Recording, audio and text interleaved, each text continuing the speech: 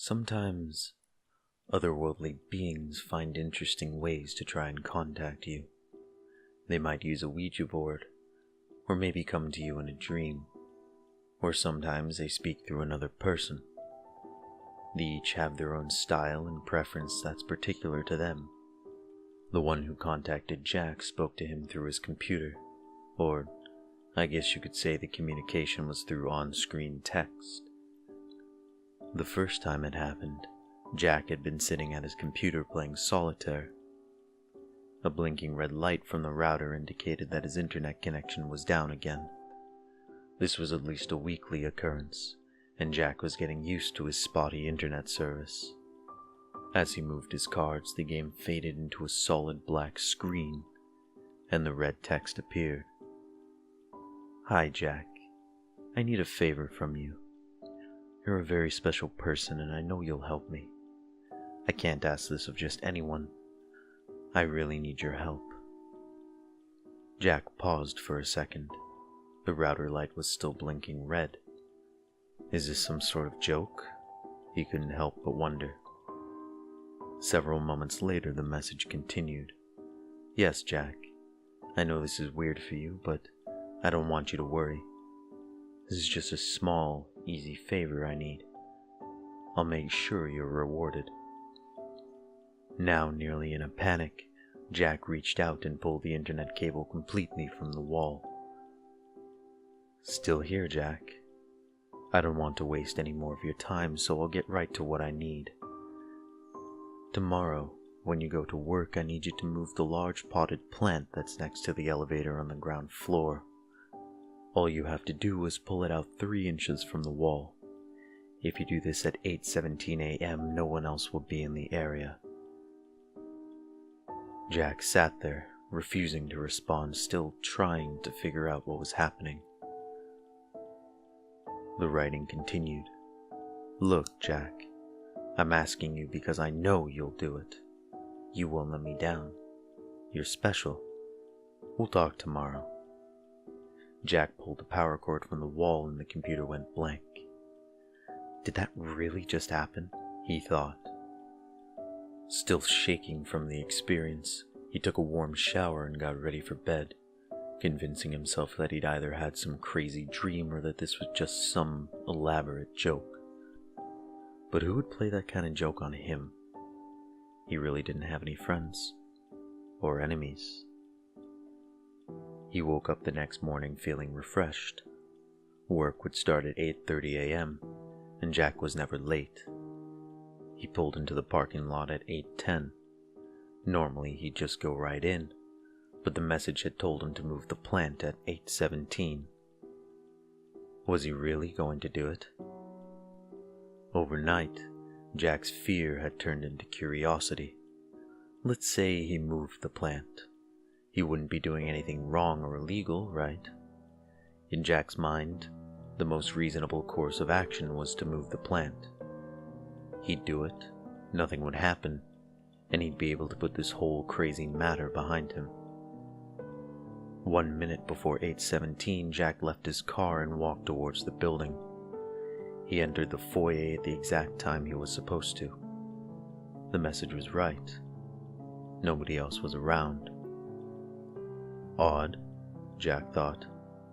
The building was normally busy this time of morning, but this temporary lull had been accurately predicted. Fine, let's see what happens, Jack muttered to himself. He walked up to the large potted plant placed firmly between the 2 elevators in the lobby of the 10-story building.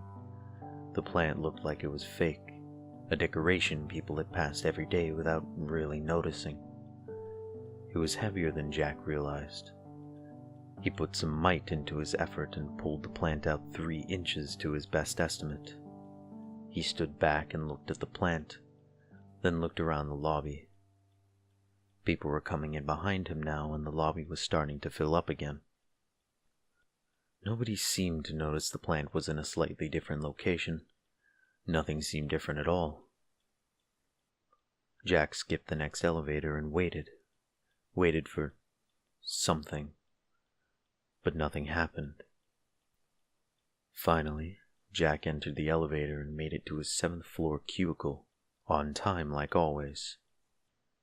If you ever asked Jack's coworkers to describe him, you'd hear words like polite, quiet, respectful, and competent. And while those words were all accurate, they gave little indication to the truth. The truth that Jack didn't really like most people. That's not to say he disliked them, just that he had very little interest in getting to know them or being their friend, save for one. Allie, the girl who sat 2 cubicles down from him, was the only person he wanted to know more about. With her big smile, blonde hair, and beautiful figure, Jack was very interested in learning all about her. Despite his lack of success with women in the past, he was actually doing a fair job getting to know her. Every morning as he passed her cubicle, he'd stop for a chat. These chats were 1 minute at first, then 2 minutes, then several minutes. Jack was surprised that she actually seemed to like him. On this particular morning, their daily conversations lasted only a couple of minutes. As they exchanged their morning greetings and talked about Allie's wild night out, the elevator doors opened up behind them. Out hobbled James Bentley, the boss of both Jack and Allie. James's loud complaining could be heard throughout the office. "My damn foot!" "What happened, James?" came the mumbled queries. "It's that damn plant they left in the lobby. I ran right into it and twisted my ankle." "James, you can barely walk. You need to go to the hospital," came Allie's concerned reply. "Can't do it now. I have meetings all day, too important to cancel. I'll just have to tough it out." Jack, feeling stunned, left Allie's cubicle mid-conversation and sunk down into his chair. It was his fault. He was sure of it. How could he have been so stupid and careless? Still, no use in worrying about it now. A twisted ankle would heal. Everything would be all right. Upon his return home, Jack went immediately to his computer and turned it on. As soon as the computer booted up, the screen went black, and a new message popped up. "How was your day, Jack?" He sat there, staring at the screen, not knowing how to answer. The message on the screen continued. "Actually, I know how your day was, but never let it be said that I'm not polite. You're wondering what's going on. You want to know why James Bentley had to twist his ankle.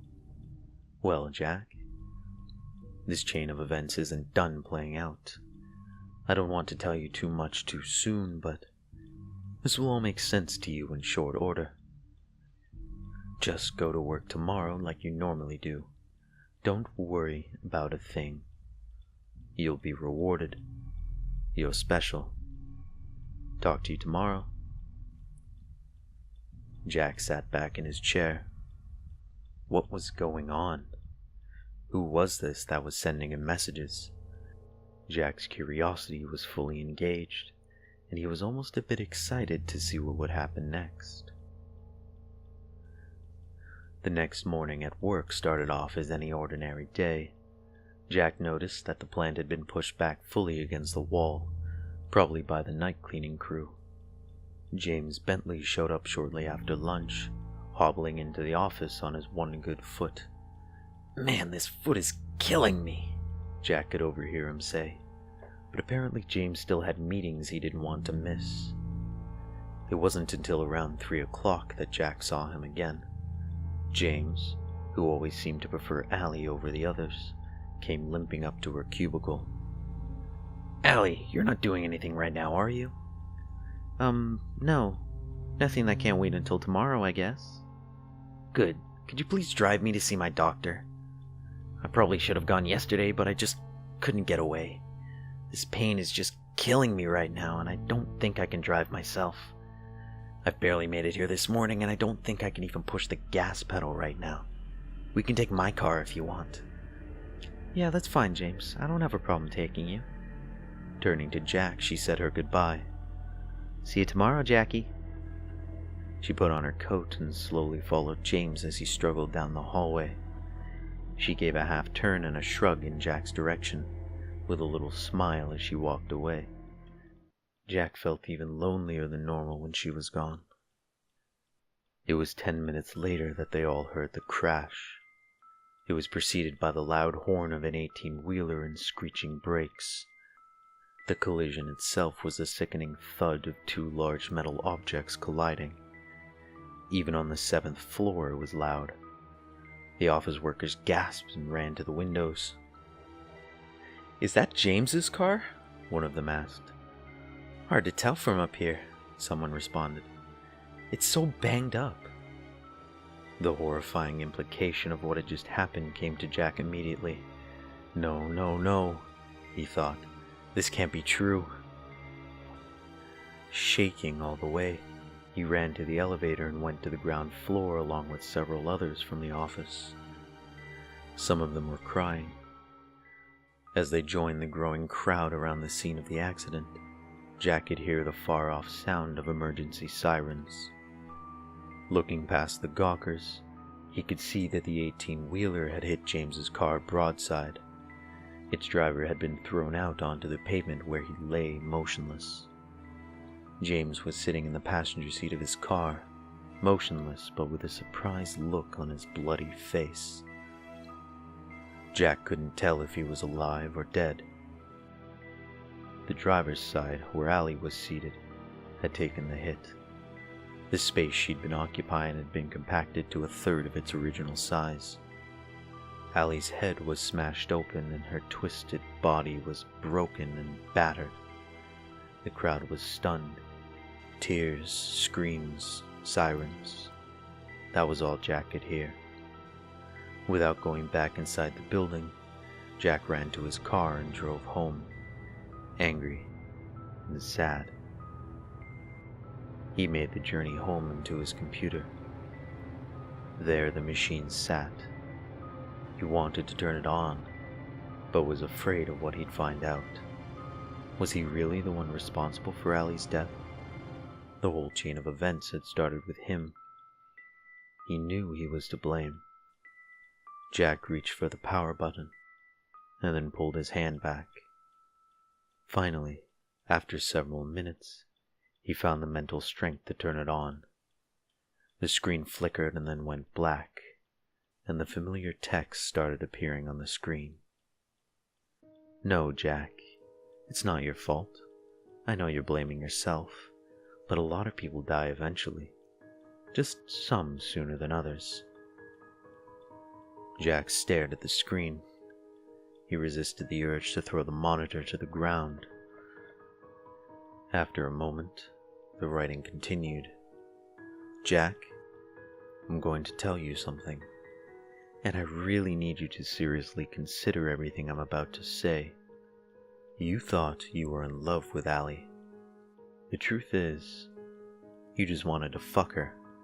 And please excuse my language, but every once in a great while it's best to be blunt.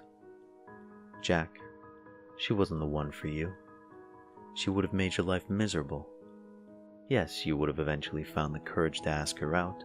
She was actually interested in you. She thought you'd make a good project. Sad, really. For her, not for you. I want you to think back to all the things she told you. Why did her last boyfriend break up with her?" "Because she cheated on him," Jack mumbled under his breath. "Because she cheated on him, Jack. The same thing she would have done to you. She would have made you happy for about 2 months, and then miserable for the next 4 years, sneaking around, laughing at you behind your back, spending all your money. Once you finally got rid of her, you would have been so jaded that you'd never date again. This is true, Jack. I see all future possibilities, the ones that come to pass and the ones that don't. You've seen how she really is, Jack, but you let your lust for her blind you to the truth. Together, you and I have made sure you avoided that path. One more thing, Jack. This isn't done playing out yet. There's more to come." No! Fuck you! You killed her! Jack screamed and threw the monitor from the desk. It landed on the floor and sparked out. Jack barely got any sleep that night, and the next day he wasn't sure he wanted to go to work. But the last words he'd been told had piqued his curiosity, and his anger had somewhat subsided. No work was done that day at the office. The company brought in grief counselors. People shared their thoughts. They cried. They hugged. James had actually survived the accident, but was in a coma. The doctors thought he might recover eventually, but nobody was really sure. Late in the afternoon, Jack was approached by Diego Salbarra, the head of the division. Diego was blunt and upfront. He offered James's position to Jack. Technically, it would be a temporary promotion, but James wouldn't be back anytime soon. Diego promised him that the promotion would be made permanent once enough time had passed. "Let's keep this low-key for now," Diego told him. "I know it might seem quick, but the Lancaster project James was working on can't be stopped. It's too important to the company. I need someone in charge right away. This can't wait." Stunned, Jack accepted the promotion. He left work with a strange mixture of feelings, not really sure how he felt about anything. On his way home, he stopped at the electronics store and bought a new monitor. He made it home and powered up the computer. Once again, the writing came on the screen. "Jack, I want to be the first one to congratulate you. I'm so proud of what you've accomplished." Jack stared at the screen. "Jack, I have to ask your forgiveness because I haven't introduced myself yet. I'm called the Seer. Like I told you before, I see what will be, and I see what can be. It's a very powerful gift I have, but you know what, Jack? For all my power, I still can't do anything corporeal. I can predict, I can see, and with enough effort, I can even communicate. But I don't have a body. That's something that's been taken from me a long, long time ago. That's why I need you, Jack. I'm an artist of sorts, an artist of human manipulation. You'll be my paintbrush and my canvas. I want you to work with me, Jack. It's all very simple. Just perform little tasks for me from time to time." Jack was becoming more and more curious. "And Jack, before you give me an answer, I want you to know a couple of things. First off, I'll never lie to you. Secondly, I'll never ask you to do anything which, taken by itself, is wrong or illegal. Yes, bad things will result, and sometimes people will die, but they're going to die eventually anyways, right, Jack? And the bad will always be balanced out by something good happening to you." Jack winced at this last idea, but he fought the urge to turn the computer off. The Seer was right. Everyone would die eventually. Why not let something good come of it? And what about never lying to him? If he'd known all that time that Allie was going to die, he'd never have gone through with the original favor. But as he thought more about it, he realized that the Seer hadn't lied to him, but had only withheld information. Still, Jack wondered if he could trust the Seer. "Work with me, Jack. Together we'll make incredible things happen. I'm just asking you to perform little tasks from time to time. Oh, but these little tasks will have great consequences. They're going to be beautiful, Jack, and they'll always end with a reward for you. That's the beauty of my art.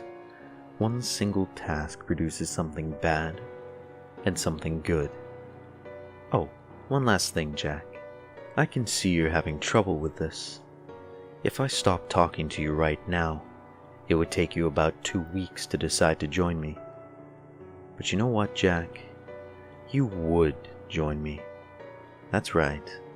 You're going to say yes.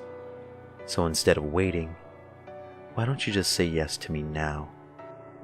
Let's get started, Jack. And when this is all over, you're going to thank me. I promise you. Jack considered what the seer had just said. His initial feeling of revolt was slowly fading. He paused. And then, for the first time, he placed his fingers on the keyboard and responded directly to the seer. What do you want me to do next?